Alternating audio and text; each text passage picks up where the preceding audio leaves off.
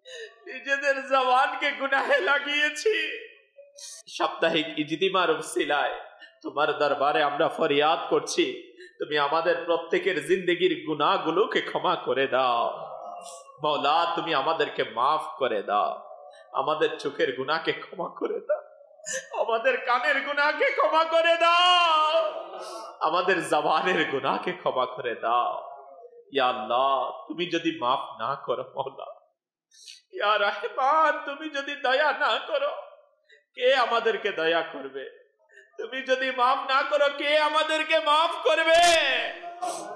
আমরা তো তোমাকে এক ইলা বলে মেনে নিয়েছি মওলা, আমরা তো তোমাকে এক ইলা বলে মেনে নিয়েছি। তুমি যদি ফিরিয়ে দাও, আমরা আর কোথায় যাব? দুনিয়ার ভিক্ষুক এক দরজায় ভিক্ষা না পেলে সে আরেক দরজায় যায়, সেখানে না পেলে আরেক দরজায় যায়, কোথাও না কোথাও তার ভিক্ষা মিলে যায়। মওলা, তোমার প্রিয় মাহবুবের ওসিলা তুমি আমাদের সবাইকে বেহিসাব মাগফিরাত দান করে দাও। আমাদেরকে ক্ষমা করে দাও, আমাদের মা বাবাকে ক্ষমা করে দাও, তোমার নবীর উম্মতদেরকে ক্ষমা করে দাও, আমাদেরকে নেক বানিয়ে দাও, আমাদেরকে সচ্চা নামাজি বানিয়ে দাও, সচ্চা আশিকে রসুল বানিয়ে দাও। ইয়া আল্লাহ, তোমার দরবারে ফরিয়াদ, আমাদের অনেকের মা অন্ধকার কবরে, অনেকের বাবা অন্ধকার কবরে, আমাদের প্রতিবেশী, আমাদের পরিবার পরিজন, ময় মুরব্বী অনেকেই দুনিয়া থেকে চলে গিয়েছে। মওলা, তুমি তাদেরকে বেহিসাব মাগফিরাত দান করে দাও। বিশেষ করে এখানে অনেক যুবক ভাইরা এসেছে, অনেক ছোট বাচ্চারাও এসেছে। ইয়া আল্লাহ, তোমার দরবারে সাদা দাড়িওয়ালাও মুরব্বীরাও হাত উঠিয়ে দিয়েছে। তুমি যার হাতকে কবুল করেছ, তার হাতের ওসিলায় আমাদেরকে কবুল করে নাও। যারা অসুস্থ শিফা দিয়ে দাও, যারা ঋণগ্রস্ত ঋণ পরিশোধের ক্ষমতা দিয়ে দাও, যারা বেকার বা আসান হালাল রিজিকের ব্যবস্থা করে দাও। ইয়া আল্লাহ, আমাদেরকে ইজ্জতের জিন্দেগি দাও নসিব করো, ইমানের সালামতি দান করো, ইখলাসের দৌলত দান করো। মওলা, তুমি আমাদের দেশের উপর তোমার খাস রহমত নাজিল করে দাও। আমাদের দেশকে ইয়া আল্লাহ আভ্যন্তরীণ এবং আন্তর্জাতিক সকল ধরনের ষড়যন্ত্র থেকে হেফাজত করো। ইয়া আল্লাহ, সুকুন দান করো, প্রশান্তি দান করো। বহির্বিশ্বের মুসলমানদের উপর তোমার খাস রহমত নাজিল করো। ইয়া আল্লাহ, বাংলার জমিনে দাওয়াত ইসলামীকে ভুলো ভালা করে দাও। ঘর ঘর ইয়া রাসূলুল্লাহর পায়গামকে পৌঁছানোর ব্যবস্থা করে দাও। মাদানী চ্যানেলকে ঘর ঘর অন করার ব্যবস্থা করে দাও। ইয়া আল্লাহ, প্রতিটা জেলায় থানায় ফয়জানে মদিনা, জামিয়াতুল মদিনা, দারুল মদিনা, মাদ্রাসাতুল মদিনা কায়েম করার ব্যবস্থা করে দাও। ইয়া আল্লাহ, তুমি আমাদেরকে একবার হলো হজ্জে বাইতুল্লাহ নসিব করো, জিয়ারতে মদিনা নসিব করে দাও, দিদারে মুস্তাফা দান করে দাও। سبحان ربك رب العزة عما يصفون وسلام على المرسلين والحمد لله رب العالمين بحق لا إله إلا الله محمد رسول الله صلى الله عليه وسلم। या नबी सलाम अलैका, या रसूल सलाम अलैका, या हबीब सलाम अलैका, सलावतुल्लाह है नबी मुरमुरने आशियो कलेमा शाहदा पौरायो है नबी मुरने आशियो कलेमा शाहदा पौरायो कबरे पाशे থাকিও হাসরে উদ্ধার করিও। ইয়া নবী সালাম আলাইকা, ইয়া রাসূল সালাম আলাইকা, ইয়া হাবিব সালাম আলাইকা, সালাওয়াতুল্লাহ। मुस्तफा जाने रहमत पेला हो सलाम शमे बज में हिदायत पेला हो सलाम गौसे आज़म इमाम मुत्तक़ा वन्नुक़ा जलवाए शान कुदरत पेला फैज़ों से जिनके लाखों नामा ज़ीबाने फैज़ों से जिनके लाखों इमाम साजे उसे आमीरे अहले सुन्नत पेला खो सलाम मुस्तफ़ा जान रहमत पेला खो सलाम शमे बज में हिदायत पेला खो सलाम सलातु वस्सलामु अलैका रसूलुल्लाह सुब्हानकल्लाहुम्मा व बिहम्दिका ला इलाहा इल्ला अंता अस्तगफिरुका व अतूबु इलैक सुब्हानकल्लाहुम्मा व बिहम्दिका ला इलाहा इल्ला अंता अस्तगफिरुका व अतूबु इलैक सलातु वस्सलामु अलैका नबी अल्लाह व अला आलिका व अस्हाबिका या नूर अल्लाह ला इलाहा इल्लल्लाहु मुहम्मदुर रसूलुल्लाह सल्लल्लाहु अलैहि वसल्लम जिनकी